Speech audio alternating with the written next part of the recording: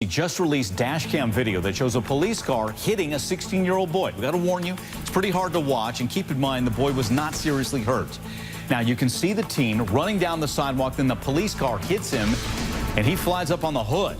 Police say an officer had stopped the teen for riding his bike without the right lights on the bike. Police say then the teen took off running after the officer asked him if there are any warrants out for his arrest. Another police officer was called in to help. That's the officer who's driving this SUV.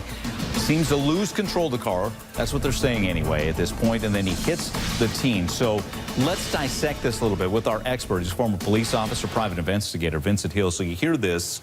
So again, to set the table, so the kid's riding a bike, no lights on, that's illegal in California. Right. Right? Okay, so you're talking to him, and then any warrants out for you, he takes off running. He bolts. Then what happens next from your vantage point? So, of course, as a police officer, if you're investigating someone, you want to know why are they running. He said, hey, do you have warrants? He takes off. So likely the officer is assuming he has warrants. He called for backup. You see the other officer in the marked unit approaching the individual, and that's when things go horribly wrong. Got it. Okay, so he was going 27 miles an hour and made just a left turn too hard, lost control, hit the kid.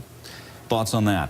It could be, Mike, but just watching this video myself, it appears that it was an intentional act, right? I don't want to speculate. I don't want to put myself in the mind of that officer, but he clearly made a left turn in the direction of the kid on the bike.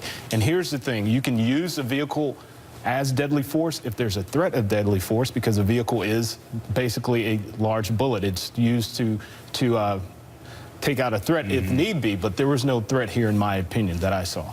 So you're in that SUV, you're trying to track down this kid. What do you do to keep everybody safe and that doesn't happen? Well, you could easily just back the vehicle up and chase him on the bike. A bike's not going to outrun a car. Eventually this kid's going to get tired, he's going to be out of breath. So there's so many things that you could do here, Mike, where this wouldn't have happened. Got it. I believe we have the statement from the police chief there. Let's show that to everybody, just to let everybody know what their side is. It says, clearly the collision could have been tragic. I am grateful the young man was not more seriously injured and that no one else was injured.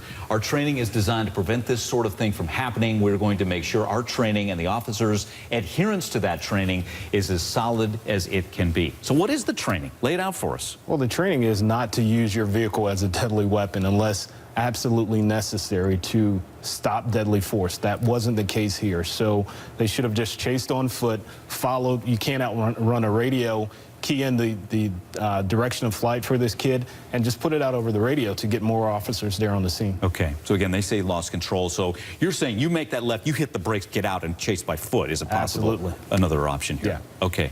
Well, they're investigating there in Sacramento. We'll keep an eye on that for you. Vince, always good seeing you. Likewise. Thanks again.